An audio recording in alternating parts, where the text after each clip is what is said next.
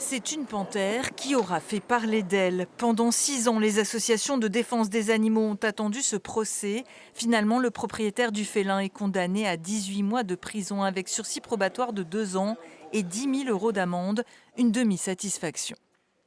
On peut être déçu dans le sens où ce monsieur il avait quand même déjà été condamné pour des faits de ce type par le passé, donc effectivement il y avait du sens aussi de demander des peines d'emprisonnement ferme.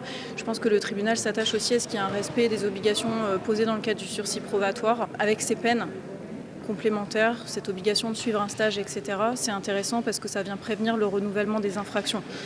Il y a 6 ans, cette panthère noire s'était échappée sur les toits d'Armentières, semant la panique. Le félin avait pu être récupéré sans blesser personne et conduit aux eaux de Maubeuge. Mais là-bas, il a été enlevé. Et c'est quelques mois plus tard que la femelle refait surface dans un sanctuaire aux Pays-Bas où des personnes dont on ignore l'identité l'ont conduite. L'enquête qui a duré plusieurs années a montré des ramifications en Belgique, mais elle n'a pu aboutir. Le prévenu, lui, nie tout trafic. C'est pas une peine neutre.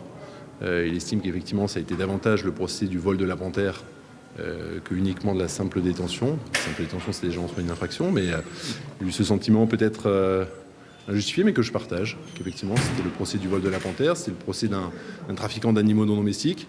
Il n'était pas poursuivi pour ces faits-là. Je pense qu'on a traité une petite partie du dossier et que la grosse partie du dossier sur le vol, le comment, le pourquoi du vol, qui a commandité, comment ça s'est passé, a été occultée pour des raisons que j'ignore, mais c'est bien dommage. Le propriétaire de 41 ans, déjà connu des services de police, et son ex-compagne envisagent de faire appel de cette décision.